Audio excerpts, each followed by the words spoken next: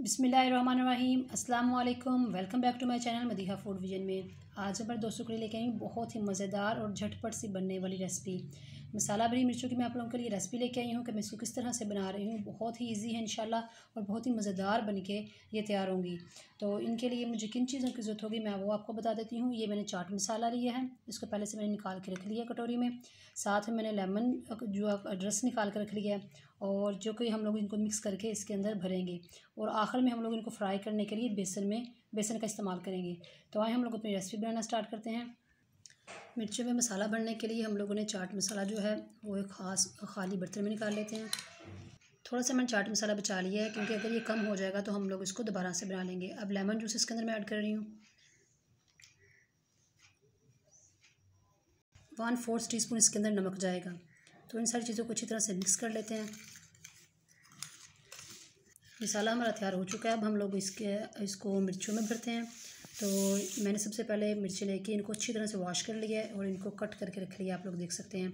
तो अब मैं इसके अंदर इस तरह से लेके मसाला भरने लगी हूँ। हरी मिर्चें बहुत ज़्यादा कड़वी हैं, तो जो हम लोगों ने इसके अंदर चाट मसाला ऐड किया है वो उसमें तो ऑलरेडी पहले उसमें भी मिर्चें हैं, लेकिन जो हम लोगों ने इसके अंदर लेमन जूस ऐड किया है उससे ये बहुत ही ज़बरदस्त से ये खट्टी सी बन के तैयार होंगी इंशाल्लाह। तो अब हम लोग सारी मिर्चें इसी तरह से तैयार कर लेते हैं।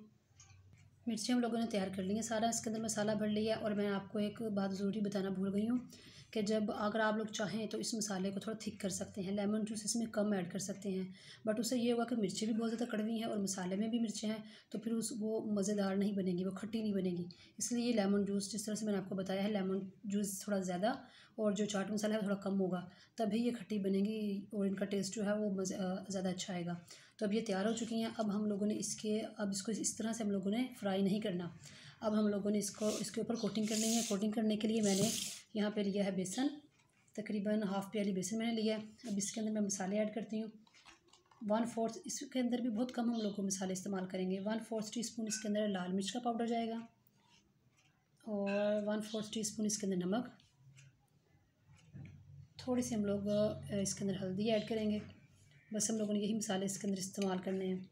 और जो सबसे मेन चीज़ है वो है इसके अंदर मीठा सोडा। ये जो खाने वाला सोडा है हम लोग इस्तेमाल करते हैं पकौड़ों में, ये वो मैंने इसके अंदर ऐड किया है। ये भी 1/4 टीस्पून जाएगा। अब इसके अंदर थोड़ा थोड़ा पानी डालेंगे हम लोग और इतना सा पहले आप लोग डाल के तो इसको अच्छी तरह से मिक्स कर लें। ये देख सकते हैं आप लोग, मैंने इसका पतला सा बैटर बना कर तैयार कर लिया है। और अब हम लोग इसको फ्राई करते हैं। और ये भी मैं आपको बताती हूँ कि मैं इसको किस तरह से फ्राई कर रही हूँ। पैन हम लोगों ने चूल्हे पे रख लिया है और मैंने इसमें ऑयल डाला जो कि गर्म हो चुका है। तो अब मैं इसकी इस तरह से ये बेसन में मैंने लिया है और इस तरह से इसकी मैंने कोटिंग की है। बहुत ज़्यादा थिक नहीं किया, पतला सा ही है।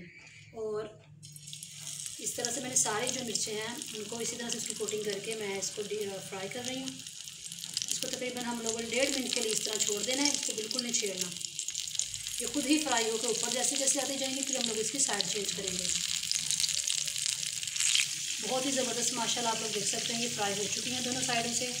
और हम लोग इसको ज़्यादा नहीं करना वरना इसका कलर चेंज हो जाएगा। तो ये काफ़ी हद तक हो चुकी हैं। तो अब मैं इसको निकालती हूँ प्लेट में और मैं आप लोगों को इसकी फाइनल लुक दिखाती हूँ। जी, तो आप लोग देख सकते हैं माशाल्लाह इसकी फ़ाइनल लुक कितनी ज़बरदस्त ये बन के तैयार हुई हैं। हम लोगों ने बहुत अच्छी तरह से फ्राई कर लिया है, ये अंदर तक फ्राई हो चुकी हैं अच्छी तरह से। और आप इसको स्पेशली दोपहर में रोटी के साथ, तंदूर की रोटी के साथ इसको खाएं तो ये बहुत ही मज़ेदार ये बन के तैयार हुई हैं और आप लोगों को भी बहुत टेस्टी लगेंगी।